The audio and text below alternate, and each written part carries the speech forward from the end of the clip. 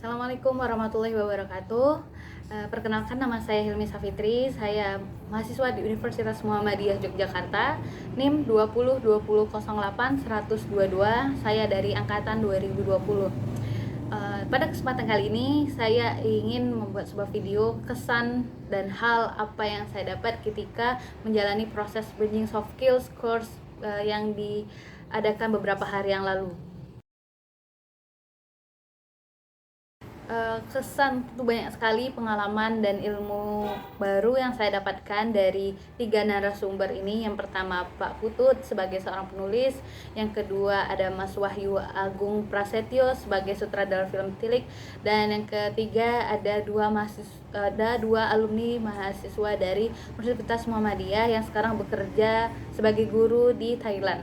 Dan saya sangat tertarik dengan ketiga profesi dari narasumber karena ketiga-tiganya mempunyai daya tarik tersendiri dan menyampaikan pengalaman dan inspirasi dan aspirasi mereka dengan sangat bagus.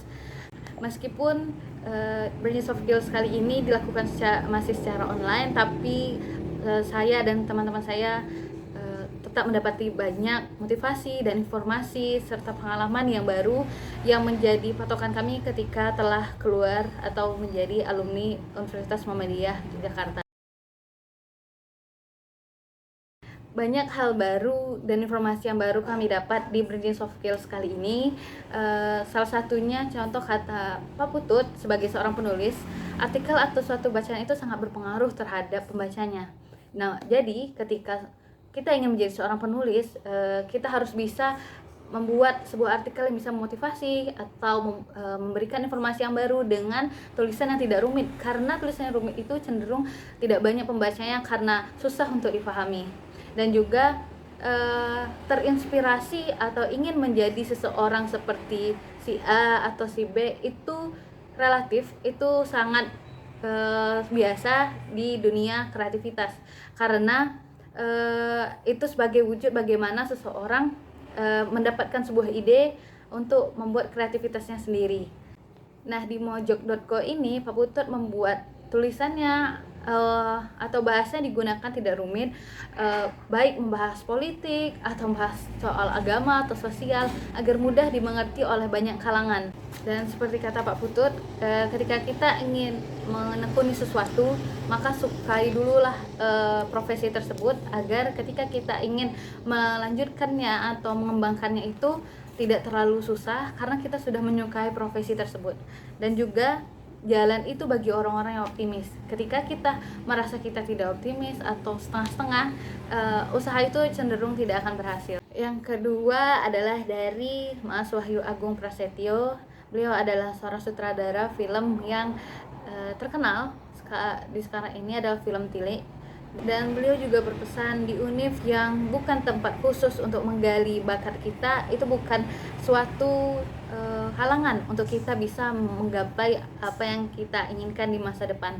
Contohnya seperti Mas Wahyu, beliau mengambil jurusan komunikasi sewaktu masih berkuliah di Universitas Muhammadiyah Yogyakarta, namun tetap bisa menggapai impian beliau menjadi seorang sutradara.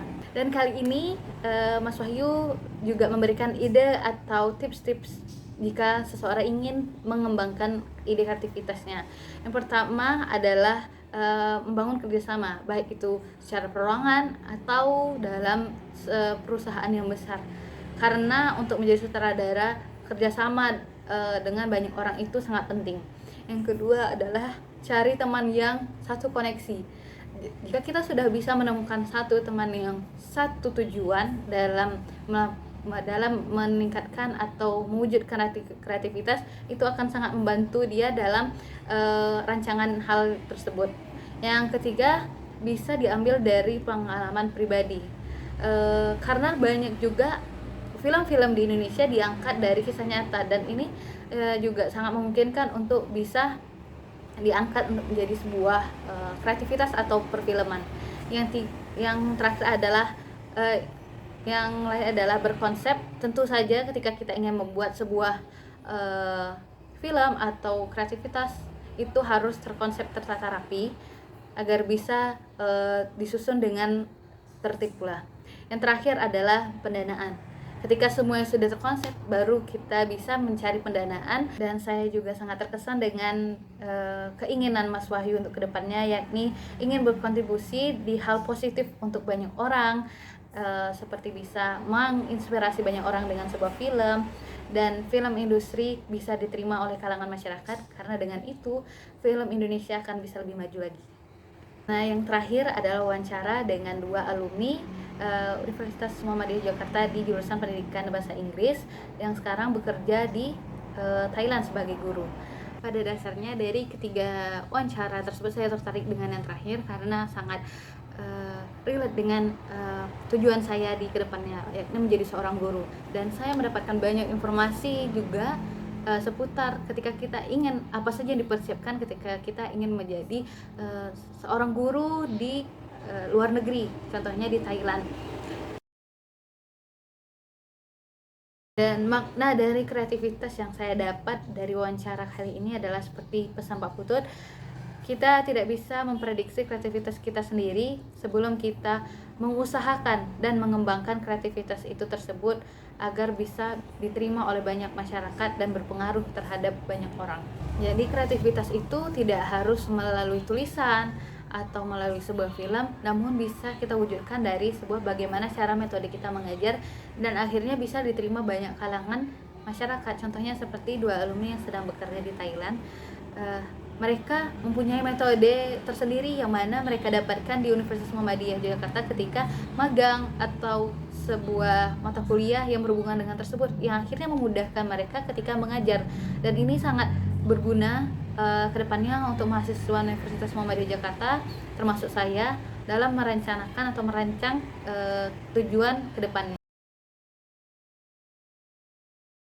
Kesan saya dan pesan saya di Bridging Soft Skills kali ini, kesannya sangat banyak informasi, pengalaman, dan nasihat baru untuk kami mahasiswa 2020 ke depannya. Dan pesannya mudah-mudahan soft skills untuk tahun depan bisa dilakukan secara offline atau tatap muka, dan yang merasa canggung untuk bertanya karena didasari mungkin koneksi yang terbatas, internet yang tidak memadai, dan lain sebagainya. Sepertinya itu saja kesan pesan dan hal yang saya dapat dari Bridging Soft Skills. Mohon maaf atas segala kekurangannya. Wassalamualaikum warahmatullahi wabarakatuh.